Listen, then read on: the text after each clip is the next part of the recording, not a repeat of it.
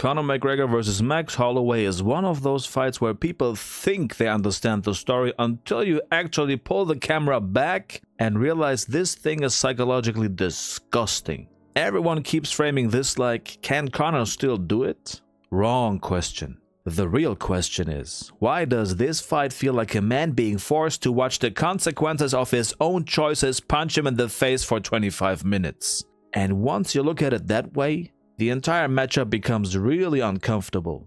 Max Holloway is literally the timeline Conor abandoned.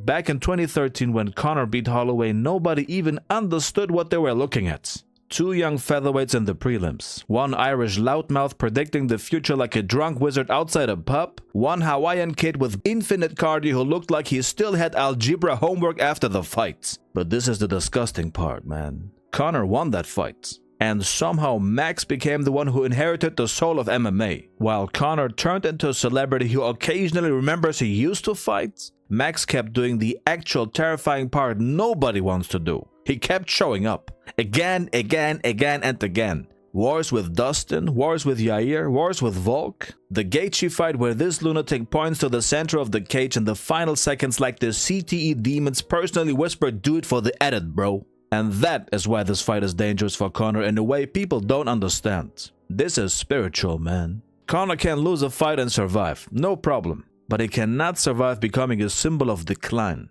This is the perfect nightmare scenario. Holloway is basically walking proof that greatness after the fame is possible if you don't disappear into your own mythology. This is what makes this matchup feel evil. Listen man, hear me out. In my opinion, Max evolved into everything people pretended Conor still was. Think about it for a second. When fans describe Conor today, they still talk about him like it's 2016, man. Savage, killer, obsessed competitor, Mystic Mac, unstoppable aura and charisma. But then you actually look at the reality and this man has had more proper 12 appearances and Twitter wars than UFC wins in recent years. And Max is still fighting like rent is due tomorrow even after becoming a legend already. This is an identity crisis. If Holloway beats McGregor, the internet is not going to react like, wow, Max won. Nah.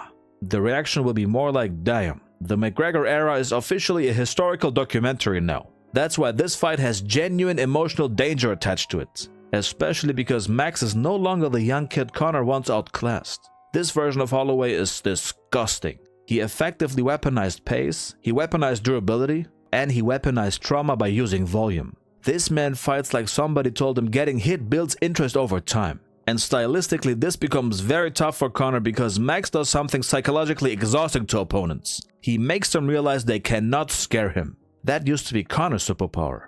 Half the division lost to McGregor before the fight even started because the aura was so overwhelming.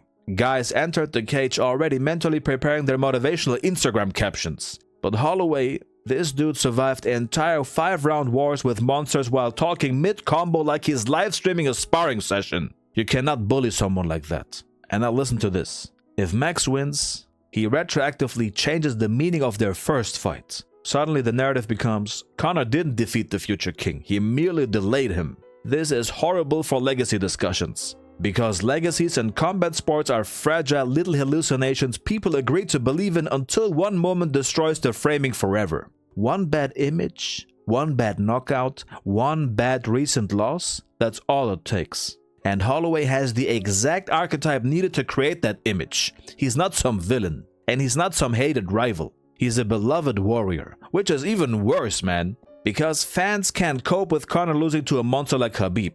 There's mythology there. He is dominant. There's some fear, invincibility. Losing to Holloway feels like losing to time itself. To the version of yourself that stayed hungry. You know what I mean? That's why this matchup is secretly one of the most psychologically disgusting fights the UFC could make, man. I'm disgusted. This is fame versus purpose. Deep down, I think that's why people are so emotionally weird about this fight already. Everybody is sensing it, man. This does not feel like a normal UFC main event. This is a test. Are you still in it? Are you still all that? Or are you washed?